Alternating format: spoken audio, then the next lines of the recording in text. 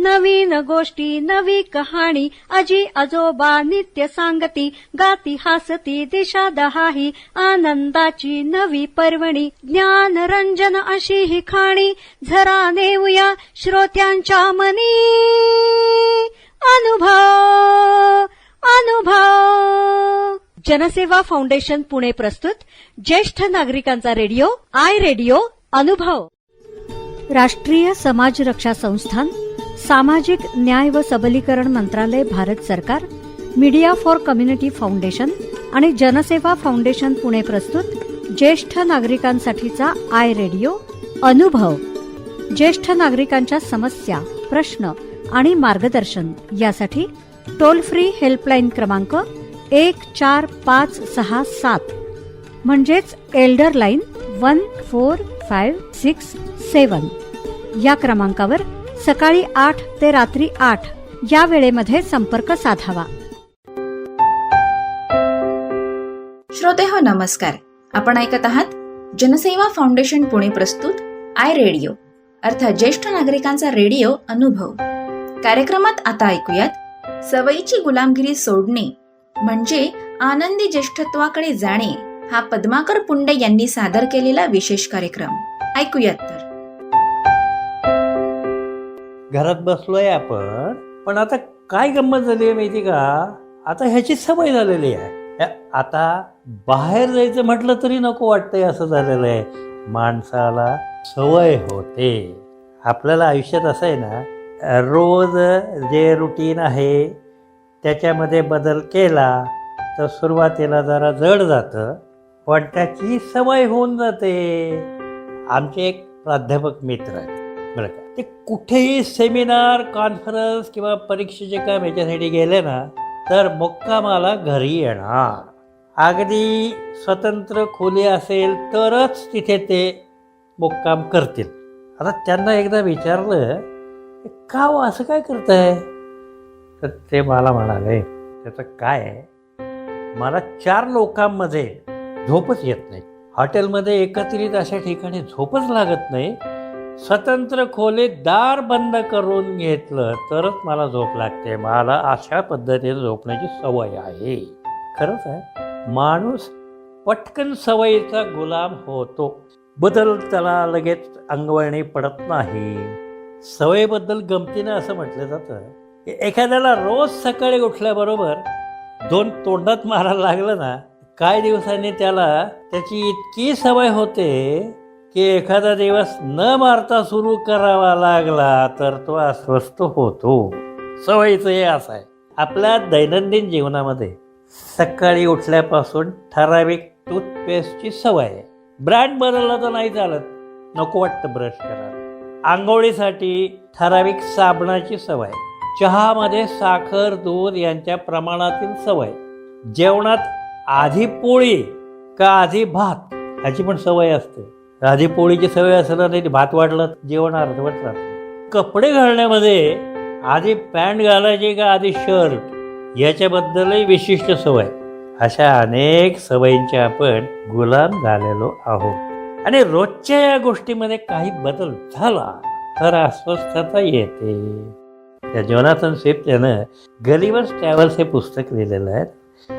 या Gulliver's ट्रॅव्हल्समध्ये Lilliput या देशातील सवयीमुळे झालेल्या युद्धाची गंमत आहे बघा. सवयीमुळे युद्धाचं छान वर्णन केलेलं आहे. काय सवय बघा, या देशामध्ये अंड फोडताना, अंड सकाळी आपण घेतलं आमलेट करायचं किंवा काय करायचं असेल ते फोडत असताना छोट्या भागापासून फोडायची सवय असलेले, ज्यांना स्मॉल एंडियन्स म्हणतात, छोट्या एंडकडून, आणि मोठ्या भागापासून फंडे फोडणारे बिग एंडियन्स, एंड दुसऱ्या मोठ्या भागाकडून अंडे फोडणारे, यांच्यात युद्ध होतं बघा. हे कोण, हे स्मॉल इंडियन्स लहान भागाकडून अंडे फोडतात. हे बिग इंडियन्स. सवयीनं इतकं लेबलिंग झालंय, आणि लेबलिंग नाही, युद्धापर्यंत गोष्टी गेलेल्या आहेत.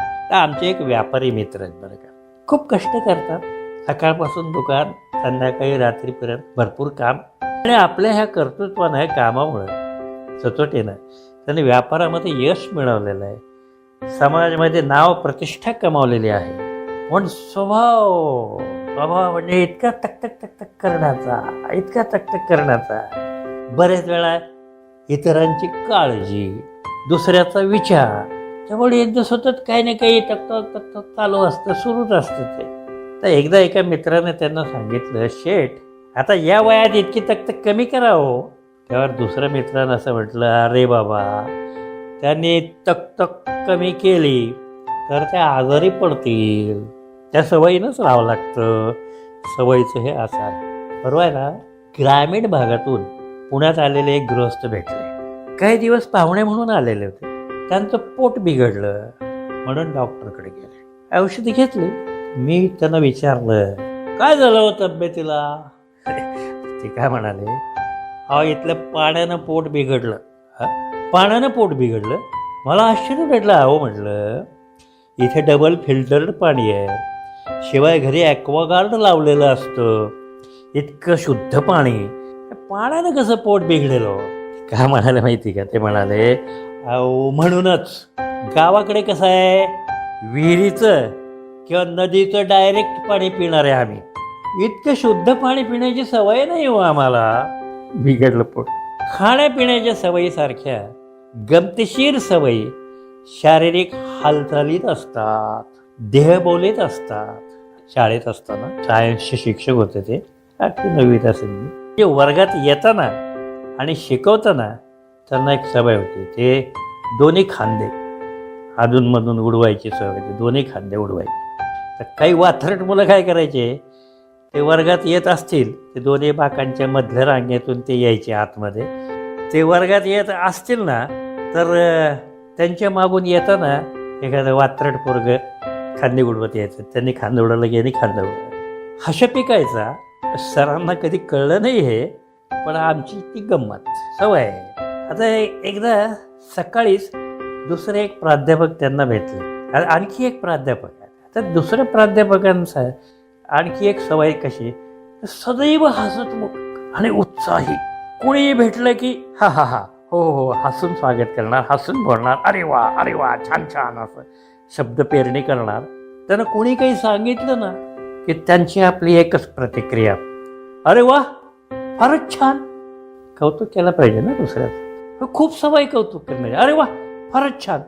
तर एकदा काय झालं, सकाळीच दुसरे एक प्राध्यापक त्यांना भेटले आणि ते प्राध्यापक जरा थांबले, थबकले. हे वेळ हां काय सर? ते म्हणाले, काय नाही हो सर, माझे काका सकाळीच वारले. सवयीनं हे प्राध्यापक, अरे वा फारच छान. सवय म्हणजे इतकी असावी का? आपण सवयीचे गुलाम होतो म्हणून असं म्हणतात, जित्याची खोड मेल्याशिवाय जात नाही. अर्थात इंग्रजीमध्ये मात्र जरा पॉझिटिव्ह सकारात्मक विचार आहे. तर पॉझिटिव्ह शब्दही वापरायचं नाही. हो ते कोरोनामुळे पॉझिटिव्हची भीती वाटायला लागली, त्यामुळे सकारात्मक म्हणतो, म्हणजे इंग्रजीत सकारात्मक. आता तो जास्त अवघड झालेला शब्द.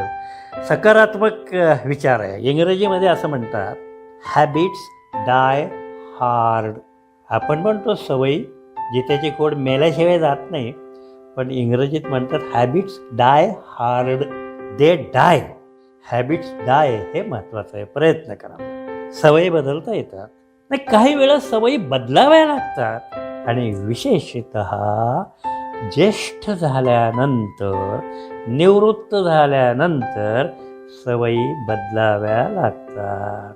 मला आता टेबलवरती बेल वाजवायची आणि शिपायाला बोलवायचं, अशा सवयीत मी राहिलो, कोण येणार आणि कोण लक्ष देणार आहे? ते संपलं. ते लक्षात घ्यायला पाहिजे. सवयीची विशेषतः वृद्धत्वामध्ये सवयी बदलायला हव्या. सवयीची गुलामगिरी सोडणे म्हणजे आनंदी ज्येष्ठत्वाकडे जाणे.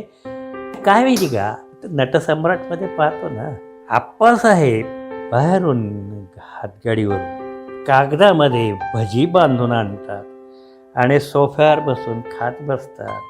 सवय आहे, त्यात वावगं काही नाही, पण बदलत्या परिस्थितीत अशा सवयी बदलायला हव्यातच. एक निश्चित ठरवलं तर सवयी बदलता येतात आणि नवीन गोष्टींची पण सवय होते सहज. सवयी सोडण्यात, सवयी बदलण्यात आणि नवीन सवयी स्वीकारण्यातच जीवनानंद आहे.